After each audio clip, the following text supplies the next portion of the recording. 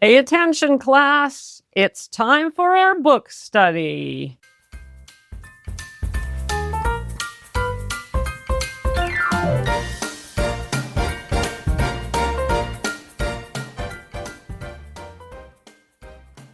Hello, gals, and welcome to Monday Sober Living Snippets, where we live alcohol-free.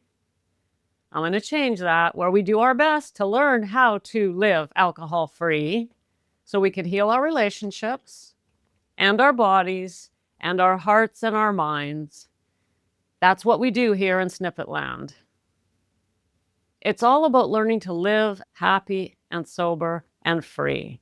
Gals, today's Monday, and that means we're continuing our book study, our look at Susan Jeffers' Feel the Fear and Do It Anyway. This Monday and next Monday are the last two Mondays that we're going to look at this book. We'll be finishing up 2 chapters today and the final 2 next week.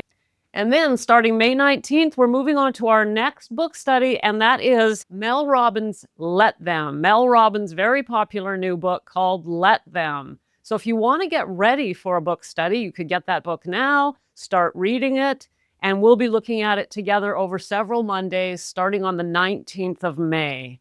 If you're new in Snippet Land and wondering what is this book study thing, we do snippet-length conversations about key books, and we look at them from an alcohol-free, a sobriety perspective. So how can we take the information in Susan Jeffers' book or Mel Robbins' book and others and apply it to our specific goal of living alcohol-free? That's what we do here. And I am qualified to do this because I was an English professor for 20 years, now retired.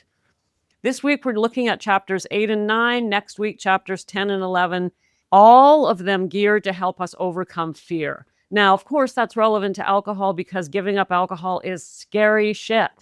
That is what keeps us stuck. How do we live without alcohol? So learning how to feel the fear and do it anyway is very powerful for us. This has been a very important book. But I'll remind you that these are snippet-length book studies. So if you want to dig in, please get yourself the book. So chapter 8 is called How Whole is Your Whole Life? In a nutshell, gals, and I know you love nutshells. So this chapter begins with several case studies, and then she gets to the point of the chapter. And here's a quote from Susan Jeffers. She says, "This raises a question. Is there anything that can be done to help loosen the grip of this intense neediness that can make us feel whole despite a great loss in our life? If there is, imagine how great our fear of loss could be diminished. The answer to this question is undeniably yes. That should come as a relief." And these case studies are set up to show us that when we have a narrow life focus. Now, check this out. The examples she gives us are, for the most part, people who are attached to other people. So, for example, you make your partner your whole life, or maybe you make your job your whole life. She's talking about people who have unbalanced lives and put all their energy in one category of their life. And so if something happens in that category, they're lost. They have nothing. It's like they've lost their entire lives or gone. So think of someone who's completely over-reliant and dependent on their partner, and then the partner either leaves or dies, and the person is just stuck there with it's like they have no life. Gals, how does this apply to us? Right?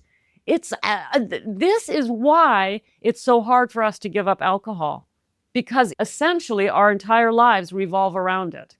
There we are, obsessed with alcohol. Alcohol goes with everything. At the very least, what happens is we look forward to it at the end of each day. We use it during all of the events of our lives. Alcohol plays a key role in our lives. And then I come along and I say to you, okay, get rid of the alcohol. Let's start living. And it's like terror. That strikes terror in our hearts. This is exactly how I lived. I experienced this. I speak from direct experience. Yes, I had other things in my life, but alcohol played a key role in all of them. Whether it was my career, where I knew that at the end of the day, I could come home and unwind by having a drink, whether it was getting together with family members, whether it was vacation, whatever it is, alcohol plays such a central role that our lives become narrow and very unbalanced. So nowhere in here does Jeffers mention alcohol. She's talking about other things, but this is it. This is the point of this chapter for us kids, is if alcohol is playing a central role in your life, how the hell are you going to get rid of it? Well, of course, she gives us the solution. She asks us to look at other categories of our lives, put more importance in other areas, start getting some balance in our lives. And that's ironically exactly what I get the gals to do when they join my program. The first thing they do is look at all the categories of their lives. What shape are you in your finances, in your career, in your relationships, in your physical health? All of the categories of our lives need to be looked at without the lens of alcohol. This takes courage, but if we have an unbalanced life and something like alcohol or another human is basically our whole life, then of course we're going to experience massive fear when that thing is removed. And I would argue that this chapter just sums up all by itself the problem that we face when we try to say, I'm going to remove this key player in my life, alcohol. I'm going to remove it and I'm going to live without it. Well, no wonder it's fearful. So if you want to see how to better balance your life, I do recommend this chapter. Of course, to really get rid of alcohol, I'll say it again. I'll keep saying it till I'm going to put it on my tombstone. You need help. That's what you're going to go on. You can visit my grave and it'll say, you need help.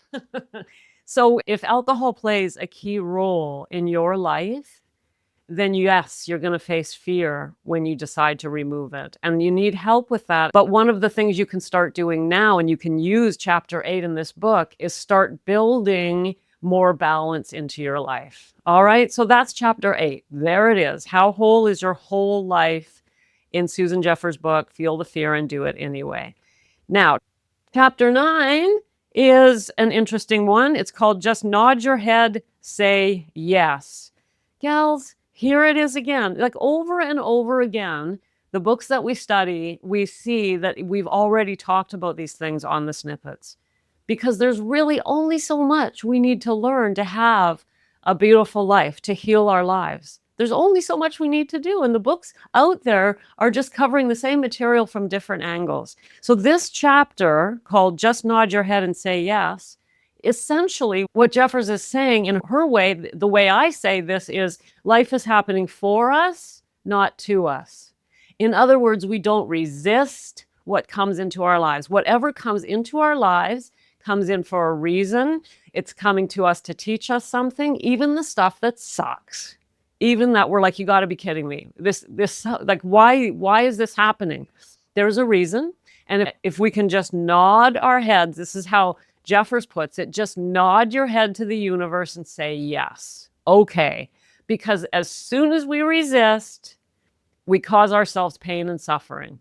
When we try to push back, push against the things that are coming into our lives, we make ourselves miserable. And then we have this unnecessary tension. And then, of course, we want to drink. Most of the things that happen in our lives are beyond our control. The only thing we have any control over, and this is like going back to Sobriety 101 that I've been talking about for the entire 400 plus episodes. We have to accept that things are going to come into our lives that we can't change.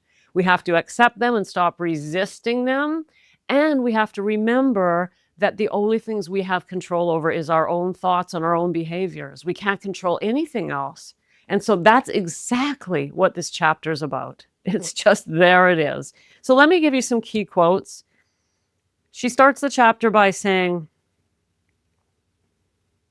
one of the most valuable lessons in learning to diminish fear is embodied in the phrase, say yes to your universe.